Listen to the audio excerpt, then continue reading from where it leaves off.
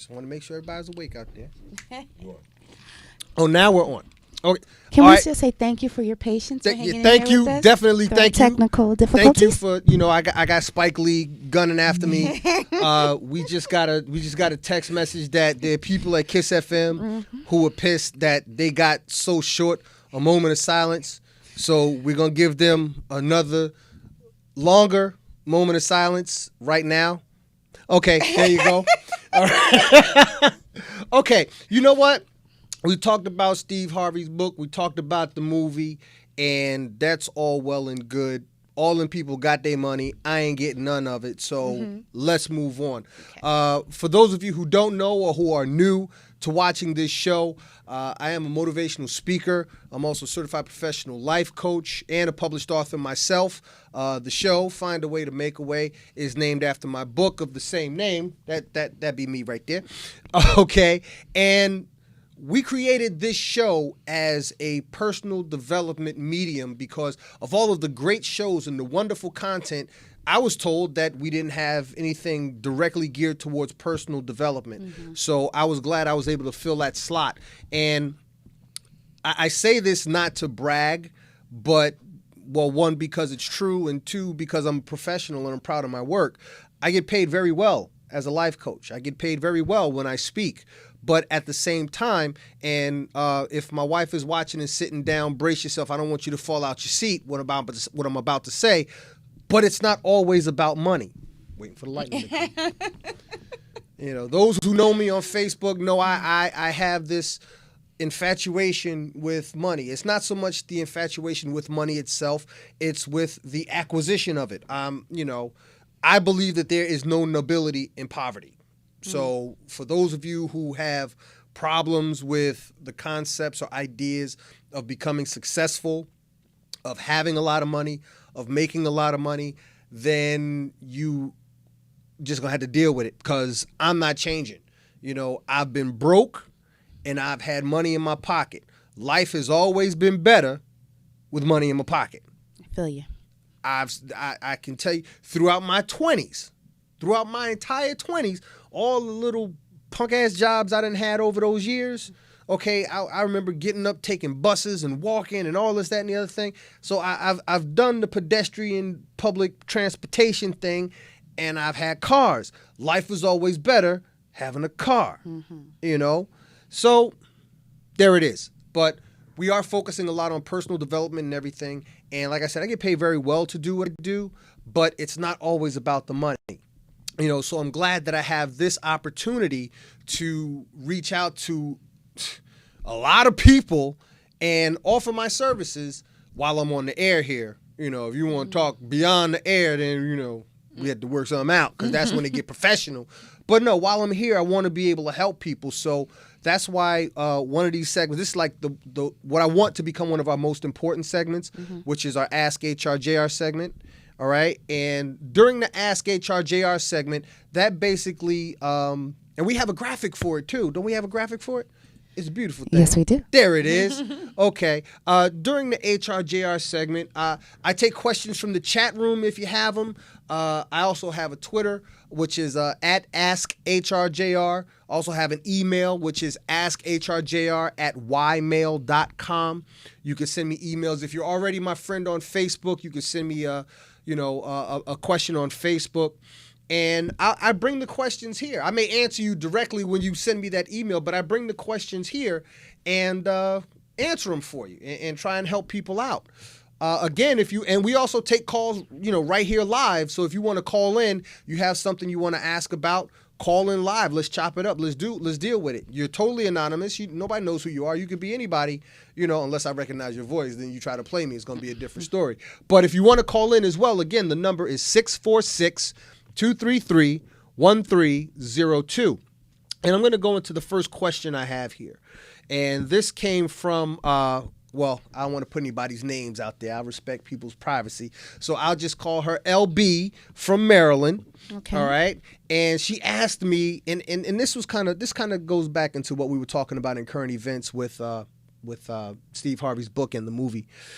How come men change their Twitter? And this is funny because she sent me this on Twitter. How come men don't change their Twitter names to insert the female names, future husband, or Mr. her last name upon engagement. How do you feel about it? And would you side eye a Mr. her last at Mr. her last name or at future husband, future her husband? How do I? Well, let's see. Let's tackle these one by one. How come men don't change their Twitter names to whatever, female, whatever? Because men don't do that. You know, I mean, you gotta be putting it on them really, really, really damn good for him to, call him, I'm Mr. Shaquana Jenkins. No, it ain't happening. The dude's just not gonna do that. How do I feel about it? Or wait. Or Mr. her last name upon engagement. Come on now. Come on, LB. You sometimes you just ask questions because my friend LB, she likes to stir the pot. She likes to stir the pot too. We stir the pot together. She likes to stir the pot. And quite frankly, and a lot of you ladies might not like the answer, but it's the best one I can give at this time. And I don't even like the answer, but it's the best one I can give at this time. That's the way it's always been. I remember when my wife and I were, engaged and, talking about marriage, I asked her how she felt about, the whole last name thing. Did she want to hyphenate her last name? And I wouldn't have had a problem with it, never mind the fact that after we got married, she didn't change her name on the driver's license for 6 years, but I still love you. I still love you. It's, it's there when it counts, so, but, men don't do that. That's just, that's not what's done in this society, now there are situations where people jokingly in situations where, the woman may be of a higher status than the man, they may joke about him, for example, when Halle Berry and Eric Benet were married, Eric was good. I mean, he was starting to really get some shine, but Halle had just won an Oscar. So everybody was calling him, Eric Berry, things like that. That's somebody unmanly. Somebody give us something in the chat room. Well, we have a few things going on in chat, but I would just ask them to focus on the show. We're still lost in our technical difficulty, but yeah. Oh, don't be lost in we back.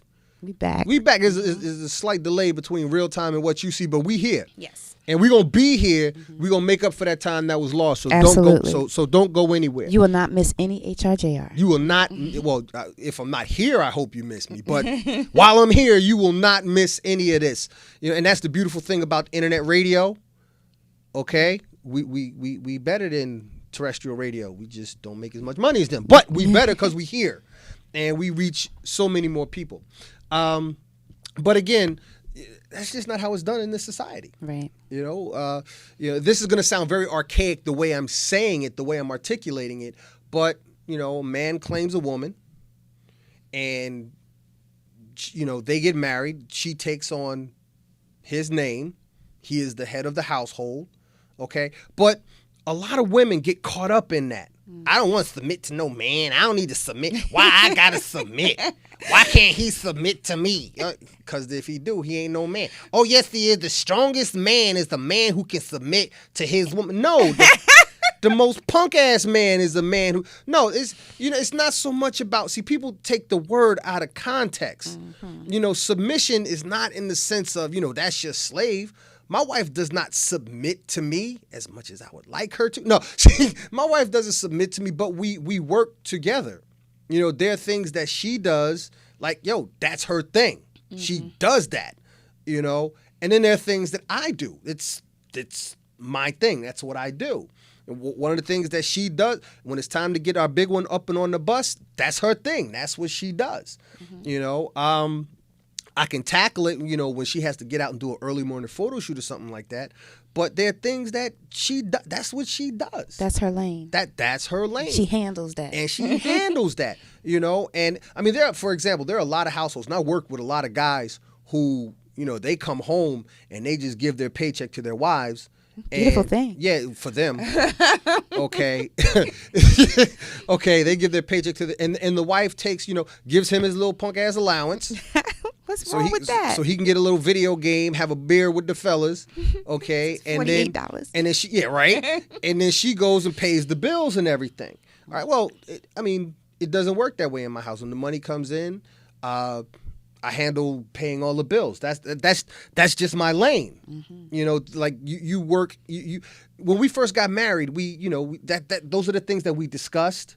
You know, we evaluated each other's strengths, and that whole and the funny thing is we're both Libras, so we're both. You know, what I say is we're two sides of the same scale.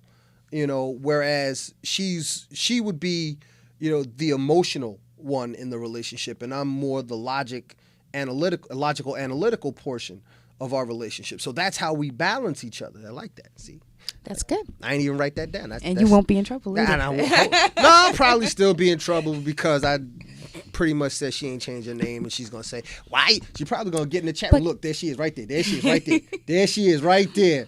I told you she was gonna say something. Well, I have to tell you, before, when you mentioned the money thing, she said she was getting, I just hit the floor. See?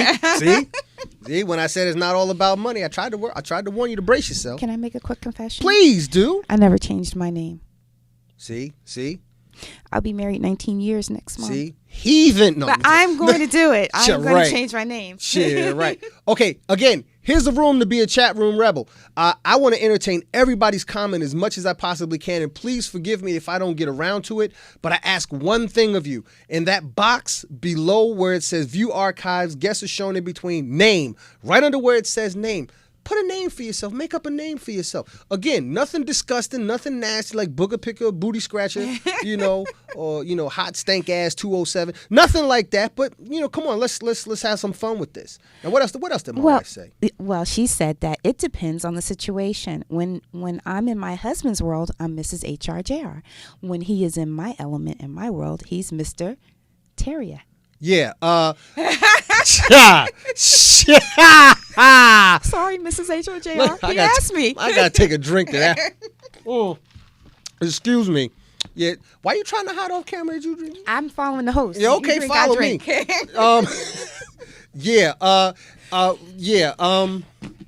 I'm actually dumbfounded that she would type something like, because my wife got jokes like that. You think I'm funny? She could. That's a good one. She caught me out there with that one. Well, can I tell you what guest 8048 said? No, because they ain't put their name. No, what did they say? Well, our guest said, in all fairness, if the mate is better at it than me, then let her manage the funds. Just keep me in the loop. Just keep you in the loop. You better stay on top of your money, dog. Keep it. But you know what? Do you think some men pass that on because they just don't want to be bothered with the responsibility? Yes. It's a huge responsibility. Yes. And that's why some men find themselves assed out if sugar turned to shit. This is internet radio, I can say that. And sugar turned to shit, and he ain't got no money, and she getting the house, the kids, the car, and then he still got to give her money on top of that. Plus, she got her FU money, all right, that she got from jacking. See. Wow. See, you just broke it down. See, I tried. That should be a book, HRJR. Man, shoot. No, but I mean, there's no set situation. There's no set situation. So that's dollar in the curse cut. You ain't telling me there's no the dollar. Well, let's make up for it. Yes, sir. All right, thank you. See, bribery works everywhere. You got to pay the general off. Now, considering I just shared what I'm drinking with the general, I could pretty much let any florin filth fly out of my God-loving mouth for the rest of the night. No, but getting back to the topic. No, there are. Every relationship has a different dynamic, and this is the problem that I have with a lot of conversations that I see on Facebook and all over the place, and a lot of different chat groups and stuff that I belong to. People ask the same questions to stir the pot, because when somebody comes up with a different answer, that person's wrong. No, it's not that they're wrong; they're right for their dynamic. And if that dynamic doesn't work for you, then mind your business, keep it moving. And that's just how it is for some people. Some families, men do all the cooking. There's some you got the stay-at-home dads. Right. For all intents and purposes, I've because I do my own thing now. Between my coaching, my writing, my speaking, and even in doing real estate, I make my own hours in everything I do. So for the most part, I'm home. So I have the benefit of being young enough to be home and still have my money come in and still be able to, see my children grow up and play with my children and everything. So, I mean, that's just a certain dynamic in everybody's household. Not everybody's household and not everybody's relationship has the same dynamic. Quite frankly, I don't know any man that would take his wife's name. I wouldn't lot, if that's your thing, go ahead. But I don't see us spending time together kicking it, because he wouldn't be one of your boys. Hell no. Cause, he couldn't be one of my boys because if me and the other fellas was around, we be cracking on him all the time. I'd ask him, yo, man, how's your vagina doing today? You feeling all right?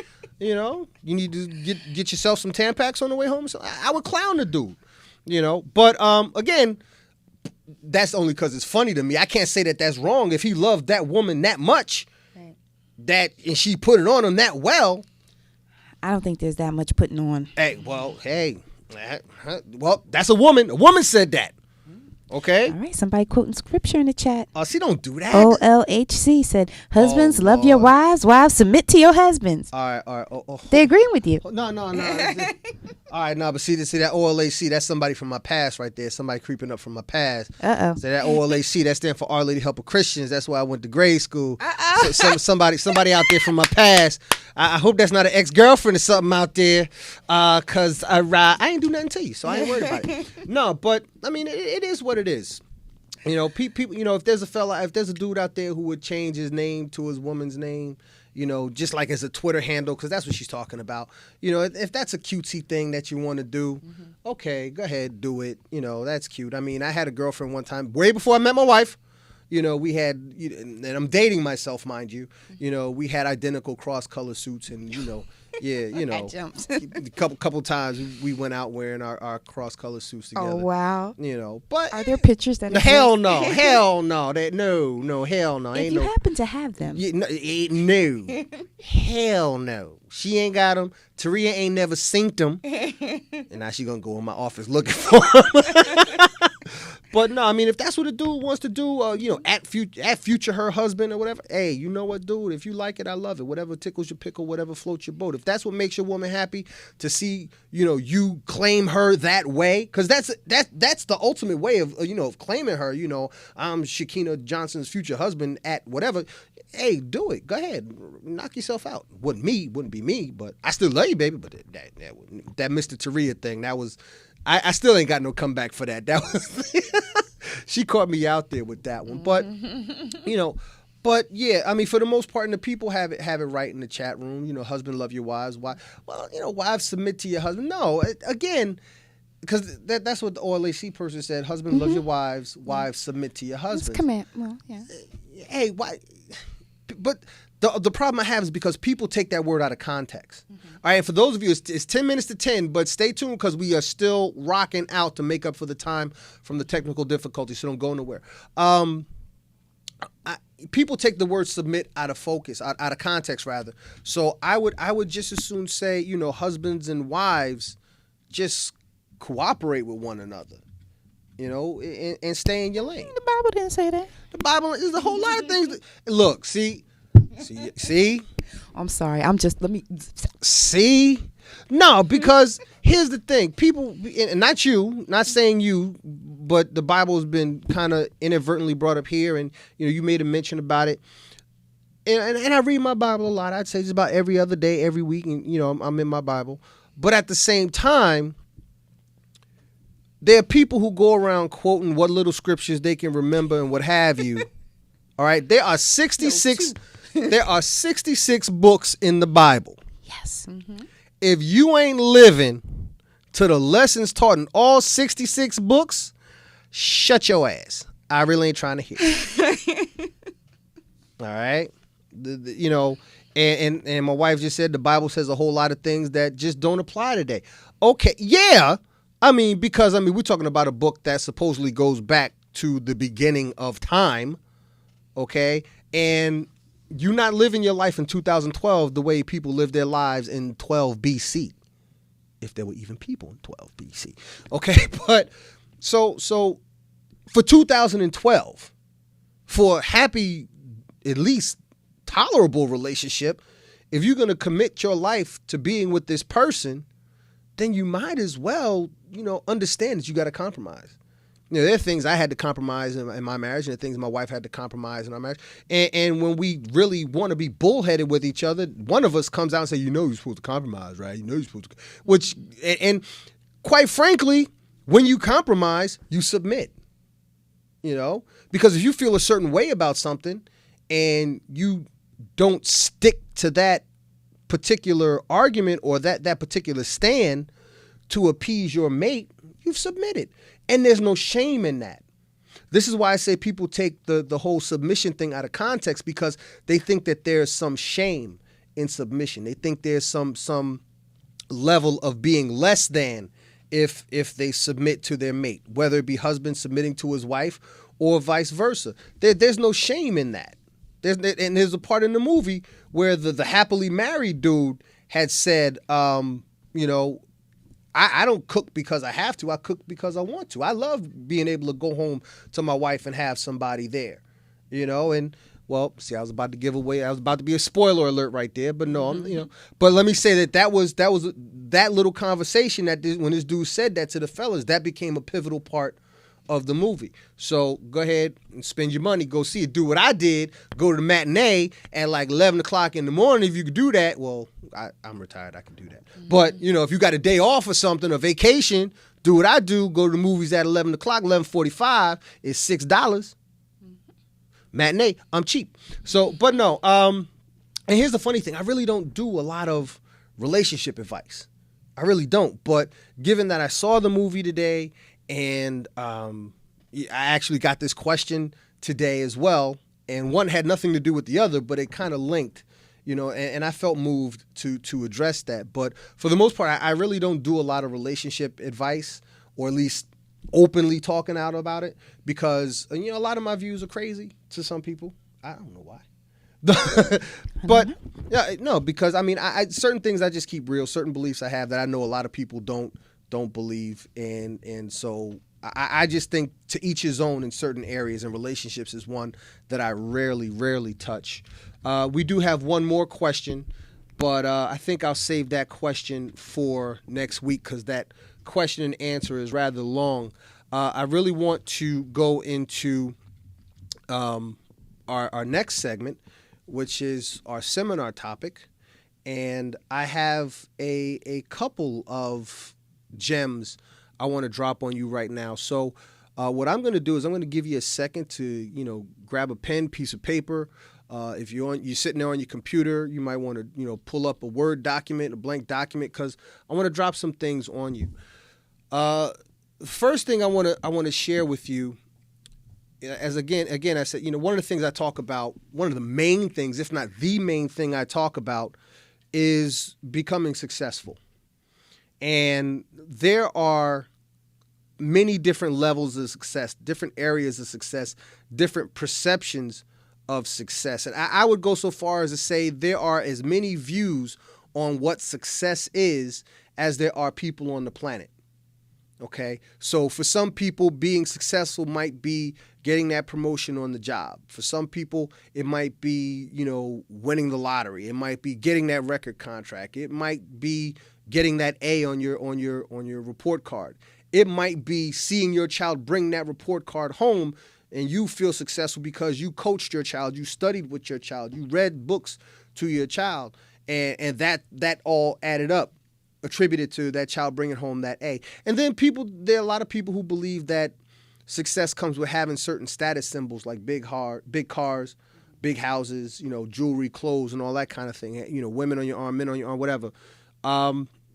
All of those things are success to whoever. Again, every person has a different dynamic, okay? But there are some areas where everybody is the same. And so what I want to share with people today is something that I call the 3 wants, okay? And there are 3 things that people want, okay? People want things in life fast, they want things in life good, and they want things in life cheap, okay? Now, okay, we got that. And they want them cheap. Now, here's the funny thing. You can only have 2 of the 3 wants at any given time. You can't have all three. You cannot have all three, because if you want it fast and good, it's not going to come cheap. If you want it cheap and fast, it ain't going to be any good. And if you want it good and cheap, it's not going to come fast. So think about that. And I'll say it again. If you want something fast and good, it's not going to come cheap. What that means is you want to get it quick. Like you go to a restaurant, you want a porterhouse steak with the little roasted potatoes, okay? But you want it fast, you want to be good. Guess what? It's not going to be cheap. If they got some type of way to cook it real quick and get it to you, and it's just as good as if you had to sit there for 20 minutes and wait for it, best believe you're going to pay for that. You're definitely going to pay for that. Also, if you want something cheap and fast, it ain't going to be any good. Look, I mean, fast food restaurants, all right? If you want it cheap and you want it fast, it's not going to be good. It's not, and how good is McDonald's for you? Not to put down McDonald's, but over a long period of time, how good is a fast food diet? And whether it's McDonald's, Wendy's, what have you, it's not good for you, all right? And lastly, again, if you want it good and cheap, it's not going to come fast, all right? Good, meaning if you want something of quality, but you don't want to pay a lot for it, okay, but you ain't getting it fast. You're going to have to wait for that. You're going to have to wait for that to come. All right, so that's just something I wanted to share with people, to get in mind. And again, these seminar topics, I'd be more than happy to send them to you. Just send me an email request at askhrjr@ymail.com. Let me know which show you were listening to, what topic I was talking about, and let me know if I'll send you a PDF copy of it, so you could, some things you could put up on your wall and just look at and remind you about. And we go on from there. I see we got some more comments in the chat room. Are they still talking about the relationship stuff? The Bible. All right. Okay. I'll be going to church day after tomorrow. All you holy rolling Bible thumpers, you're really going to give me a complex, because I'm sure there's going to be some more cussing in this show. So can we please lay off the Bible? We can talk about the Bible. There's always room for God. There's always room for God. But let's be real. I don't think it's asking too much. But no, I mean, I respect everybody's views. See, that's why I told you before, I don't have my church people on my Facebook, because I will let the filth, foreign filth fly. That's just how it is. But there it is. Again, so everybody, battling it up in the chat room. Yeah, lighten up. Lighten up. It's not that deep. Really. It's not. Lighten up. It's okay. I won't tell anybody. All right. My next seminar topic I want to talk about, and I want to spend some time with this. And this is something I call the 3 Ps. And again, this also has to deal with success and becoming successful. People who achieve whatever they dream to be, their own definitions of or levels of success, I want you to understand, they don't see their journeys as impassable minefields. Okay? They do see the minefield, because life is a journey full of twists, turns, traps, and pitfalls and all kinds of things. But these are the people who become successful. They're the people who see their goal on the other side. And even if they can't see it, they know it's there. If that's the minefield, they know on the other side of that minefield is their goal, is their dream, is their definition of success. And what happens is they anticipate the traps and pitfalls. They know that they just have to find a way, shameless plug, they have to find a way to successfully navigate around it. And sometimes you're going to stumble. Sometimes you're going to fall. Sometimes you might hit that mine. Okay? Hopefully it's not fatal. If it don't kill you, it makes you stronger. All right?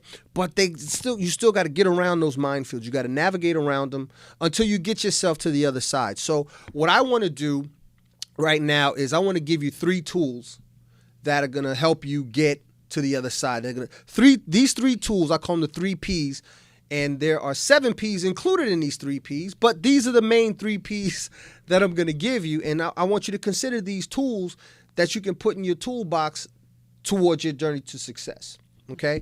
The first one is purpose. And it was Nietzsche who said, "He who has a why can endure." You ain't got to write it down. I got it right here. I can send you. No, I like to write it. Oh, it digests better? Yes. Go ahead. Don't let me stop you then. No, I was saying it was Nietzsche who said, "He who has a why can endure any how." And one of the many things that keep people from finding the success that they claim to want, their focus is off. Okay? And they may see the goal they want to set for themselves, but they focus more on how they're going to achieve it than why they want to achieve the goal. And because they can't quite figure out how just yet, they give up way too soon. Right? You know people like that? Mm-hmm. Okay? But what I want you to understand is when you know you're doing something, okay, or rather when you know why you're doing something, it becomes easier to do, because when you know why you're doing it, it begins to make sense. Okay, when you know why you're doing something, it makes sense. Let me ask you a question. When you were growing up, and you have children, so you could use both, manners of reflection. What is the one question you would ask your parents and that your children asked you relentlessly over and over again, all the way up until all you can come out and do, and this is what made you know you was a real parent at the time, because I said so. That's right. What's that one question they would ask? Why? Why? Why can't I go? Why can't I have? Why? Exactly. Why? Okay? Here's the thing. As we got older, our childhood curiosity wavered. Okay? As we got older, we became more self-sufficient. And in becoming more self-sufficient, we learned how to do things on our own. So when it comes down to getting something done, we tend to focus on how we're going to get it done and figure that the why is simply either because we have to, because the response has always been because I said so, so therefore because we have to, or we would figure out the why along the way. All right? And that's not good.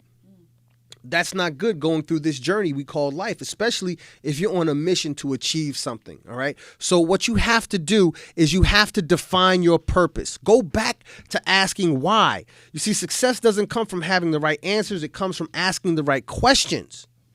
Without questions, there are no answers. Now, you can ask all kinds of questions, all kinds of people, all right? But the best way to define your purpose and determine what will work best for you is to ask yourself these questions. Mm-hmm. Ask yourself why you want to do this, why you want to have this. When you ask yourself why something is important to you, your mind begins coming up with answers.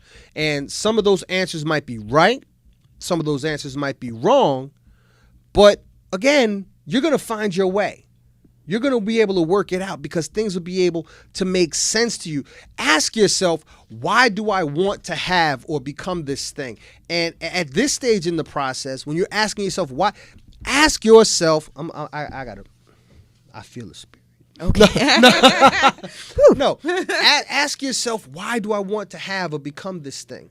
All right. And this is something that happens at the beginning. When you realize, I want to be this, I want to have that, I want to have this car, I want to be this person, I want to do this job. Whatever it is, ask yourself why that would be important to you. Ask yourself why that would bring value to your life.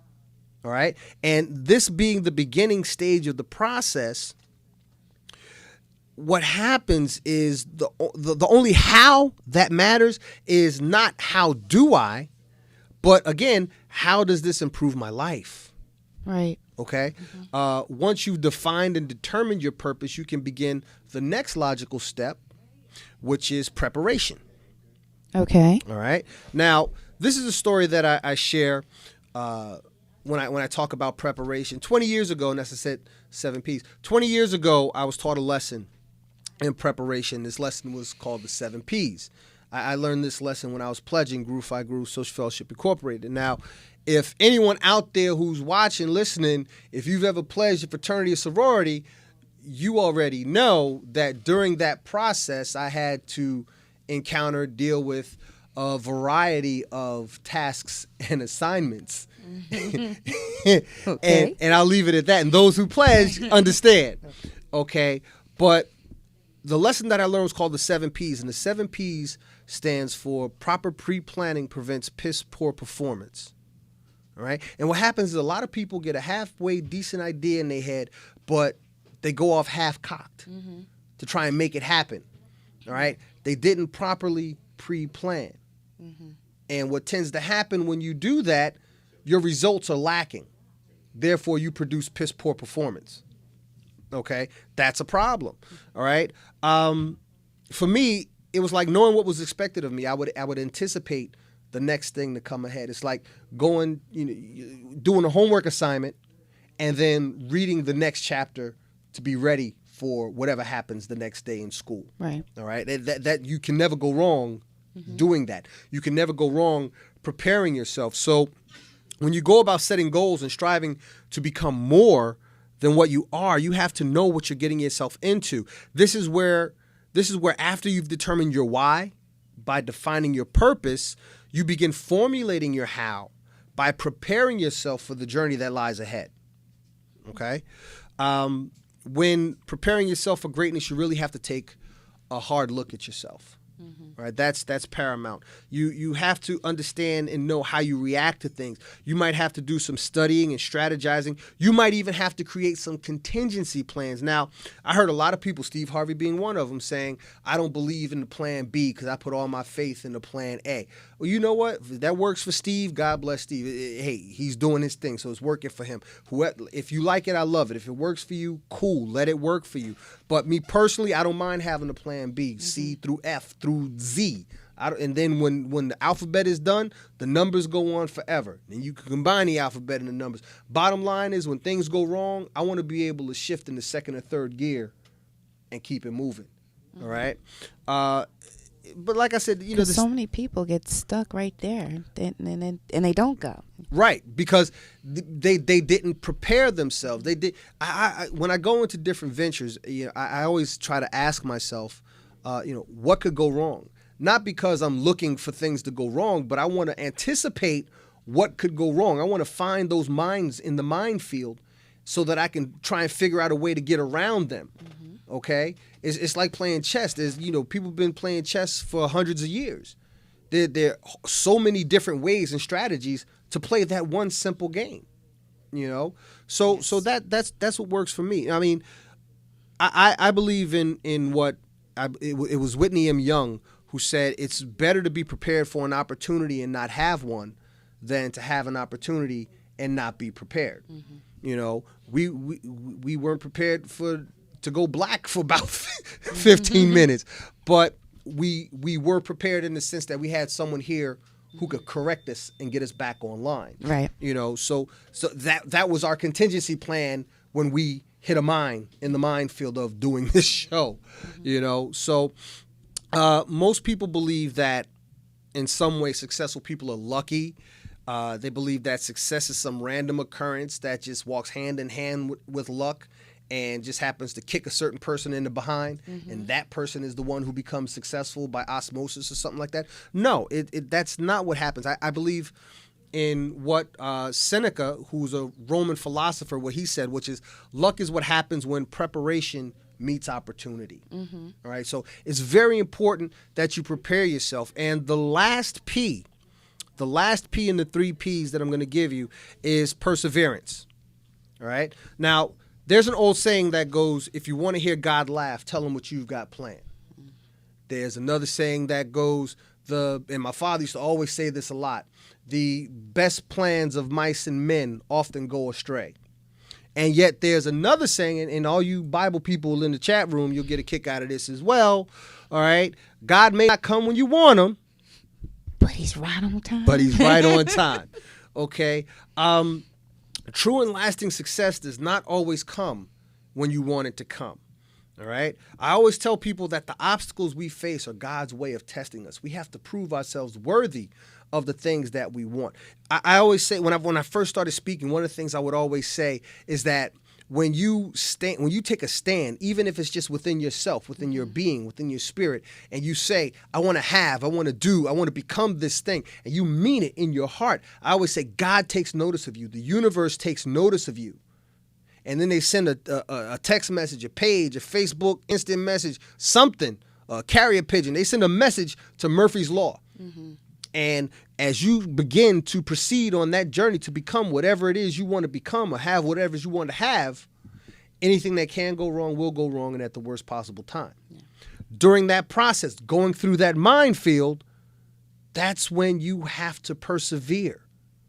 You have to persevere, all right? So you can spew all of the positive affirmations in the world, but if you're not out there putting in the necessary work to prove yourself worthy, it's not going to happen. And I always tell people, whatever measure of success you think you might get by taking shortcuts, it's only a fraction of what you could truly be capable of receiving if you went out, if you just went all out, balls to the wall, and overcame those obstacles that are placed in front of you. There's something to be said about somebody who knows the full way, because if all you know how to do is take shortcuts, I'm about to cuss again, Norm, when sugar turns to shit, all right, you know how, just like what would happen when the computer went down, Norm knew what to do to put it back online. Okay? That's because Norm didn't take shortcuts learning this system. He knew exactly, not to say that you take shortcuts in what you do here, but he has a more extensive knowledge of the way the system works. So because he has that extensive knowledge, he could come here and do in, the 10 minutes that it took him, what would it probably take you maybe an hour or two to try and figure out. All right? An hour or two? Well, I'm just throwing numbers out there. I'm just... You ain't got to get salty about it. 20 minutes, maybe. Okay, 20 minutes. Maybe an hour. See? Jesus. Oops, sorry. Didn't want to upset the holy rolling Bible thumpers in the chat. Nah, I love y'all. They're coming for you, HR. Well, I mean, I got Spike coming after me. I got Kiss FM coming after me. I'm gonna give Kiss FM another moment of silence. Okay, all right. And I got the Bible Belt in the chat room with the chat room rebels, and they coming after me too. It feels so good to be wanted. No, but here's the thing. I believe that people are conditioned to think that achieving a particular goal is supposed to take a given amount of time, and for many things this may be true. For example, you're supposed to graduate college in 4 years. Some people do it in 3. Some people do it in 6. I haven't done it yet. And it's been some time. But, these are things that I work on in life. These are things that we work on in life. Things happen when they're supposed to happen. This goes back to what we were talking about in the earlier segment. Everybody's situation has a different dynamic. Mm-hmm. Okay? So things happen for you when they're supposed to happen for you. And they won't happen any day sooner. All you can do is just what Zig Ziglar calls see the reaching. It's like when you're driving down the highway and you going from Jersey to Georgia, all right? You don't see Georgia when you get on. You're not like Sarah Palin. You can see Russia from your backyard, okay? You get on that highway, you can see as far as the road goes, but you're still traveling in that direction. So when you get to as far as you can see, guess what? You have to see even further. Mm-hmm. And that's how it goes towards achieving your goals. So things happen for you when they're supposed to happen. If it happens sooner than later, cool. But if it happens, that's what matters. All right. So I want to share some examples of perseverance. All right. First person I want to talk about is James Earl Jones. James Earl Jones began acting in 1953, but didn't land his first movie role until 1964. And, we know what he's done since then. He will forever be known as the voice of Darth Vader. Okay. Not to mention, oh my God, just his body of work is too grand to get into. So I'm not even going to try to. I saw a movie where James Earl Jones was playing Malcolm X.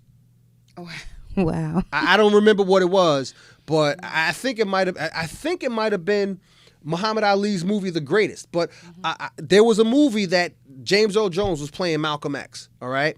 Speaking of which, the next person I want to talk about is Denzel Washington. Now, here's some things people might not know about Denzel. Denzel started acting in 1976. He made his professional debut in 1977, but didn't land his first movie role until 1981.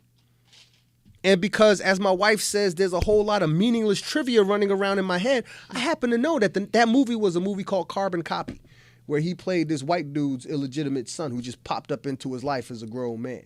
Wow. Okay? It's trivia going on in my head. All right? But here's the thing. He didn't receive his first movie role until 1981. He received his first Oscar nomination in 1987, but he didn't receive his first Oscar until 1989. You see? So he started acting in 76. James Earl Jones started acting in 53. They weren't like, okay, I'm actor now. Where's my Oscar? You know? So these are things that they planned, they persevered, they found their purpose, they planned and prepared themselves, and they had to persevere throughout all of the pitfalls, all of those years. Okay? And the last example I want to share, in January of 1980, a lot of people might not know how long it goes back, but in January of 1980, Bob Johnson founded Black Entertainment Television, BET. Now, back then, when BET first came out, initially it only aired for 2 hours a week. Okay? But 23 years later, in 2003, he sold BET to Viacom for $3 billion. Billion with a B. Look at that smile. Okay, look at that smile. That's a $1 billion smile right there. And in doing that, he became America's first black billionaire. Wow.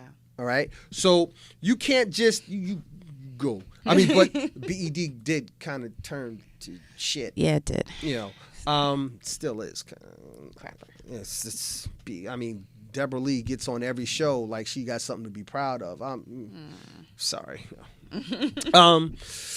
So bottom line is, you could say, you can't just say, I'm going to be X, Y, Z, and then poof, it appears, it happens magically. All right? The playgrounds are chock full of men and women with broken dreams of making it, big, as are the nightclubs, street corners, and any other place you could possibly think of where there are people who had big dreams and little perseverance. All right? One of my favorite wrestlers, Stone Cold Steve Austin. I used to watch wrestling a few years back. I was watching a show where he was speaking to a group of aspiring young wrestlers, that were trying to earn a contract with the WWE, the World Wrestling Entertainment company. And what he said to them was for me, it was so profound that I remember it to this day, and I'll never forget it. And this is what he said. He said, it took me 7 years to become an overnight sensation. Now, for those of you out there who watch wrestling, y'all know that when, Stone Cold Steve Austin didn't just come out as Stone Cold Steve Austin. He was like some dude called the Ringmaster and all these other, fruity characters or what have you, until he found a character that hit. Mm-hmm. Like for those of us who are into wrestling or just into action movies, The Rock is really big now. Stone Cold Steve Austin has been doing movies now. A lot of wrestlers are doing action movies now. But when these guys first came out, okay, there was a lot of hit and miss, trial and error type stuff going on in their careers until they finally found the gimmick, if you will, that hit and really took them to the levels of stardom that they achieved. So I say this. With purpose, you know why you're about to go forward. With preparation, you begin looking forward. And with perseverance, you allow nothing to stop you while you're moving forward. Yeah. Okay? So those are, those are the three tools those are the tools that I wanted to share with you this evening, the 3 Ps. And again, if any of you out there want to receive like a PDF copy of the 3 Ps or the 3 wants, or the first one that I did, the 7 R's of simplification, feel free to hit me up with an email request at askhrjr@ymail.com. If you have questions that you would like to have addressed here on the show, you could call in. We are going to leave soon. Anybody wants to call in right quick, I give you that opportunity. The number is 646-233-1302. So you could also hit me at Twitter at AskHRJR at Twitter. So there are a lot of ways to reach me. I want this to be a very interactive show. We had a lot of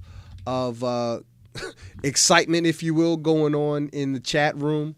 If anyone was offended by anything I said tonight, get over yourself. We're adults, and it's just not that serious. It's just not. It's not that deep, And I'll share with you something that my father always said to me, and that's never let anyone live rent free in your mind.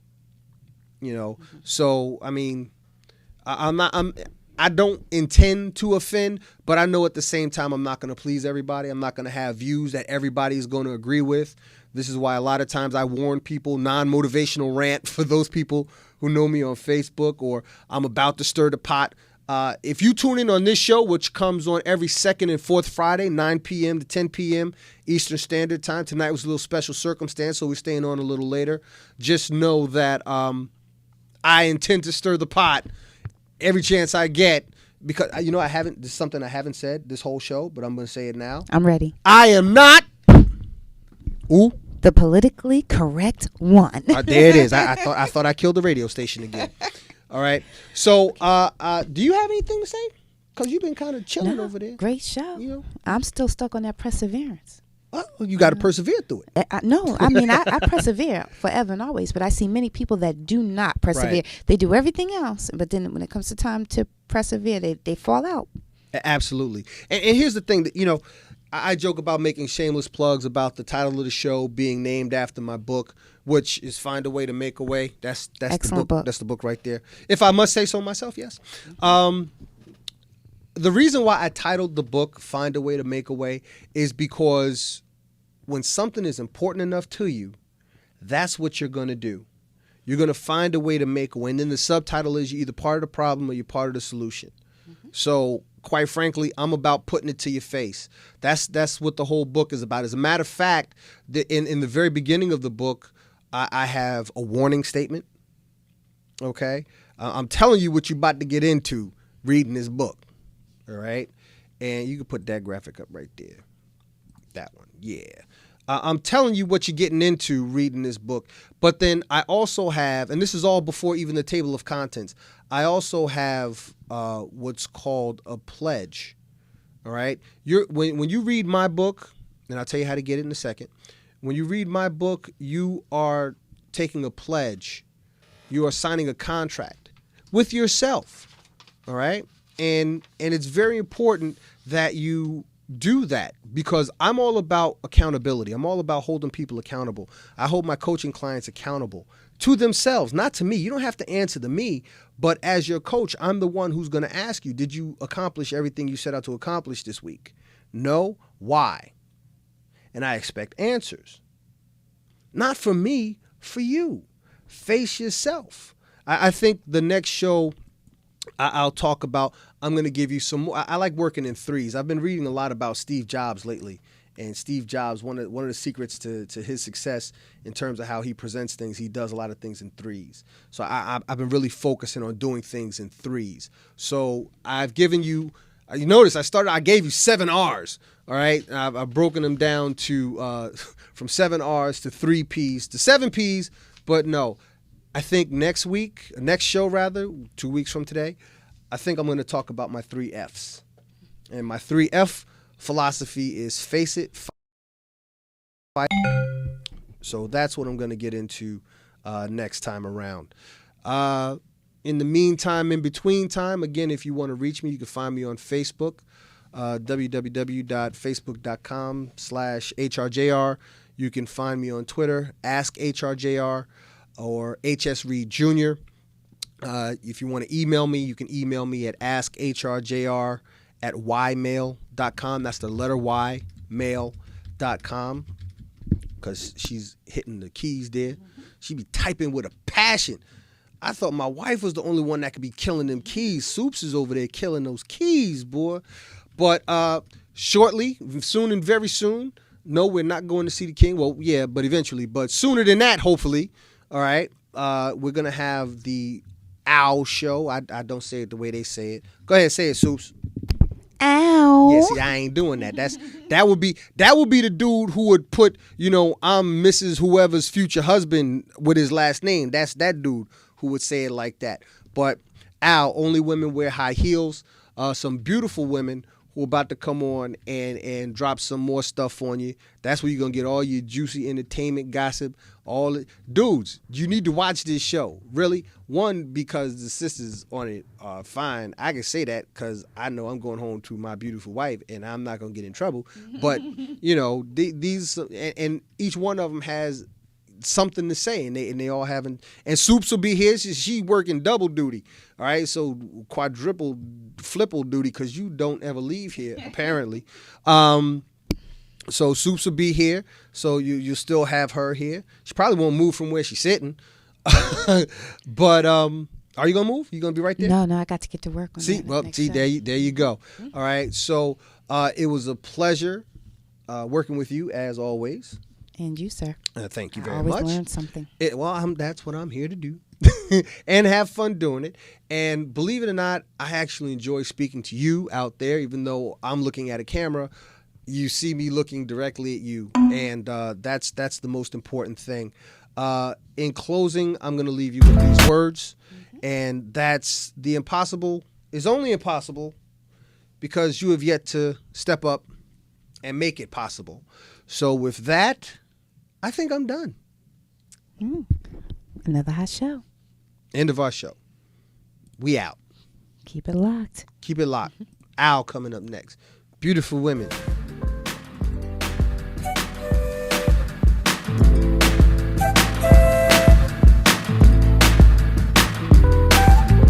Who walks in a room and fills the room with perfume? She leaves, it seems much too soon. Who uses